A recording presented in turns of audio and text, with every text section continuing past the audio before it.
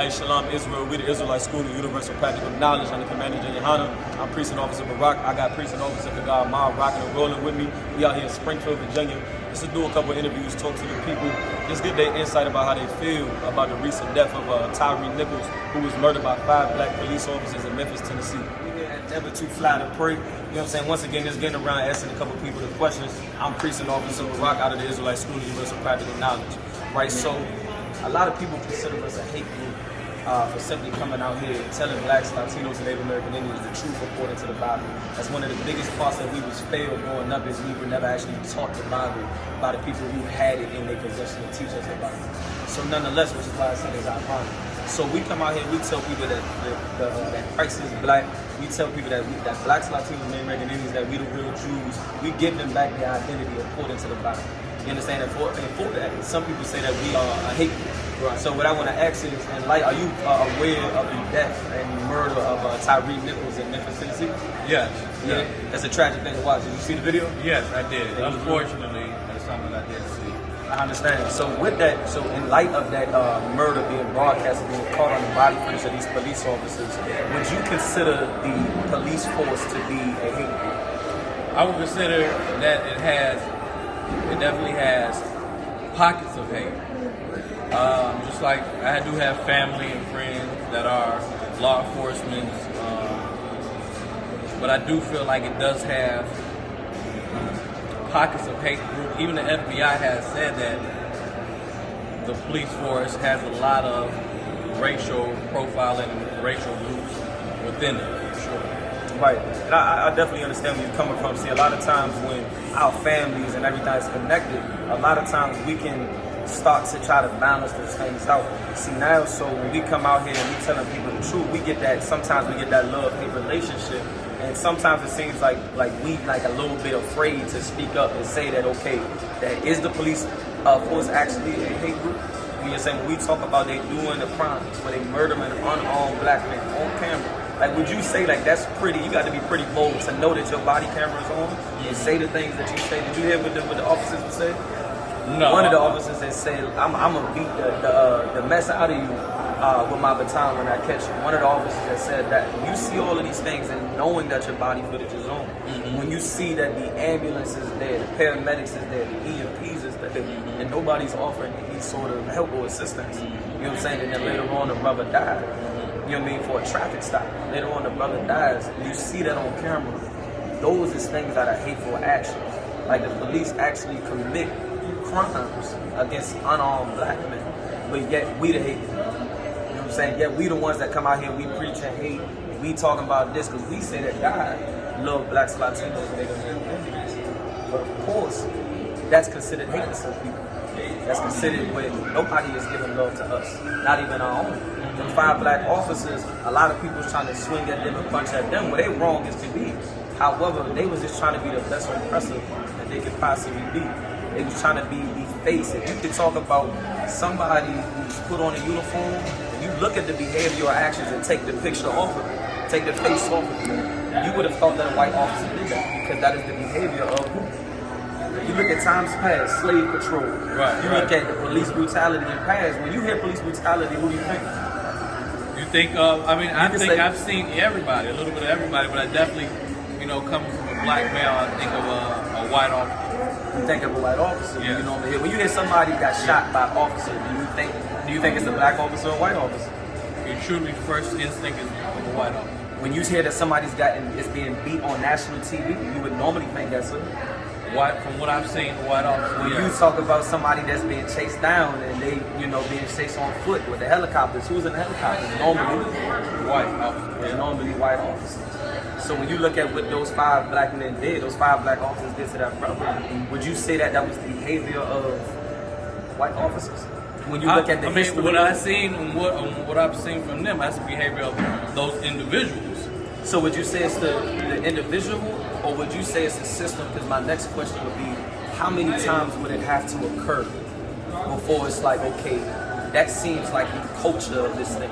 Because it's been going on for a long time. Right, I know that it's been going on for a long time, but how comfortable that they were to do such a brutal act with knowing that their body camera was on, that couldn't have been the first time.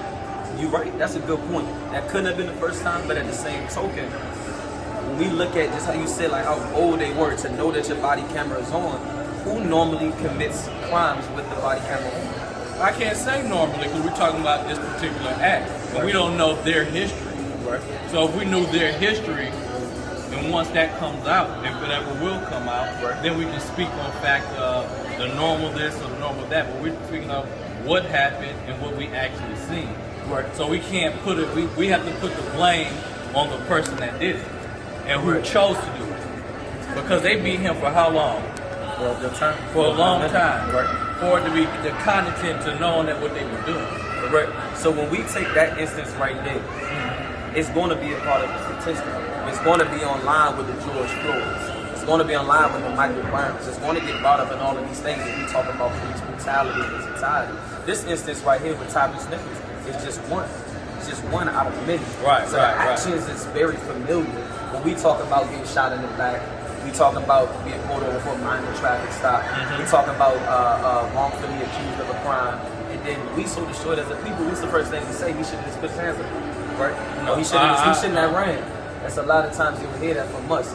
I'm not saying that you would say that, but you'll hear that from us as to, we should have just did this, we should have just did that. Not realizing that these actions, rather be it with a black face or with a white face, this is the spirit of this kingdom or of this society to beat down on black people, Latinos, and American Indians that are unarmed.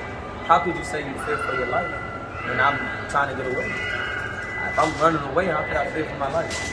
But of course, when you look at these actions and the behavior of these officers, I hear you're saying the officers saying they're fearing for their life.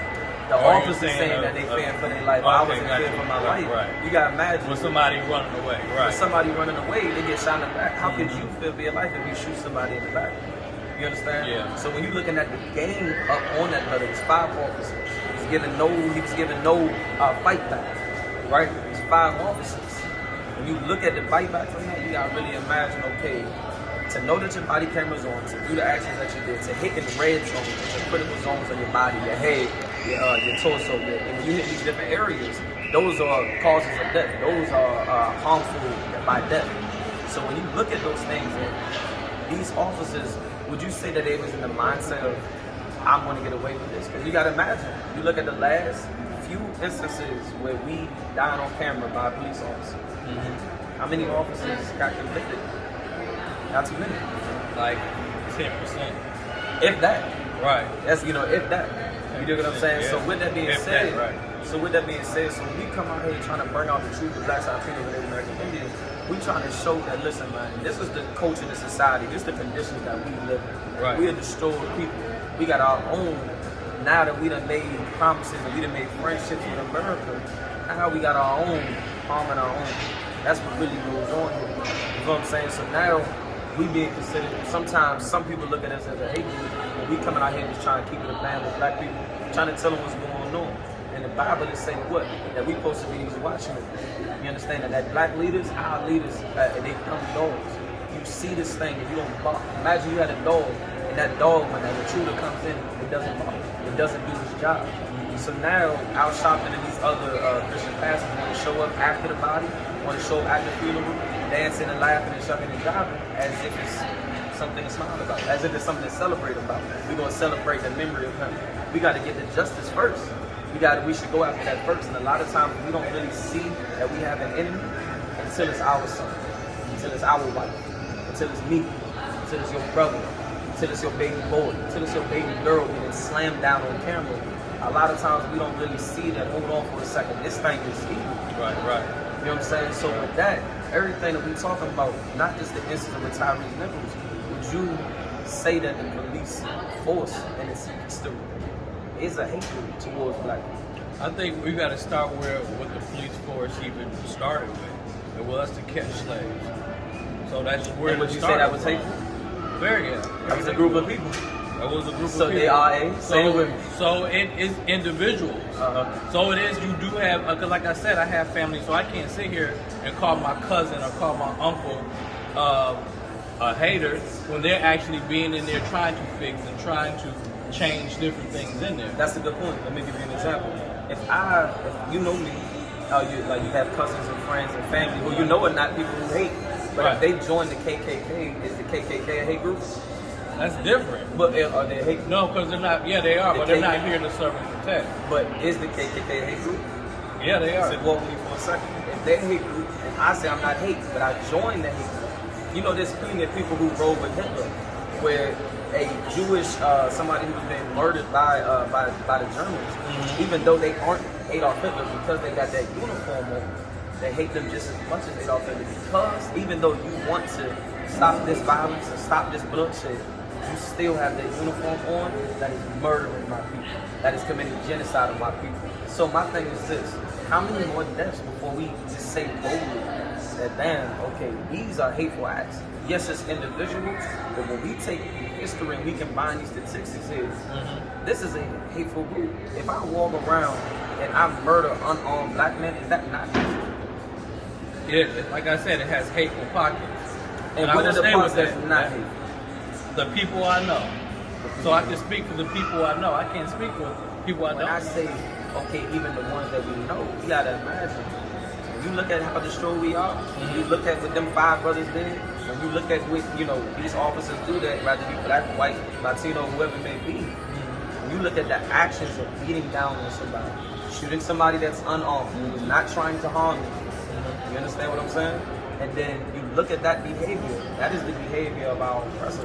That happened right there, as much as we want to throw shade at the brothers for what they did, which was wrong, that was the behavior. Where did they get that from? To chase somebody down, to say when I catch you, I'm going to beat the mess out of you, to say I'm going to beat you with this baton, to know all of the history that we've been through here in America when it comes by the police force and slave patrol and everything else in the above. Black codes, Jim Crow South, Jim Crow laws, everything that we've been through. And so when my emotion is, everything that I just named gets kicked out of my mind because I got some bass in my eyes or something of sort. Because you made me chase you. And now, us 5 is going to beat down on you. And it wasn't just them 5. When the paramedics arrived, no help. When the EMS arrived, no help. You had about 20 to 30 officers in general in that area with no help. With no help at all. You understand? That culture we've been taught, that is the hate that has come from our oppressors. You say that the police force is hate. I would say hate group. They're definitely You said it. they do visual. I wouldn't call them a hate group, but they are racist and visual. So if I could ask, what would you say is the difference between a hate group and they racially profile? Like, is being racist, is that something that's hateful? It is hateful, actually, yeah. So when we look at the whole history of police force and just the constant blood that they've shed of innocent, unarmed black men, like, they actually commit crimes. We don't commit crimes. We come out here, have simple conversations, try to teach blacks, Latinos, and Native American Indians the truth. Try to give them back something that was never given to us. And that's the law, statutes, and commandments that's in that Bible, which benefit us as a people, right? So we don't go out here and harm nobody. Police officers and police force actually harm people. They actually commit crimes, and do they get off? And they get off. So, but we the ones that's called a hate group. You know what I'm saying? Would you say that now that you say that they racially profiled, there was a time in Jim Crow South where if you was walking across a white man, you had to get off the sidewalk. If you had to laugh in a restaurant, you had to put your head inside of a laughing bird. You had to put your head in the trash can and laugh if you had to laugh when you was working at a restaurant. So now, once again, when you look at all these hateful actions, where I used to sit German shepherds on you if you ran, and now today they got our own brothers and sisters doing the same thing in their uniform, and now persuading us to behave the way they behave. Would you say that now that the police force is damn nigga? I hate you. That's all I'm saying. You know what I'm saying? So with their actions and all that, you a young man. You know what I'm saying? You a young man. To know that at your age, that should say something to the entire world. You know what I'm saying? So I like nonetheless.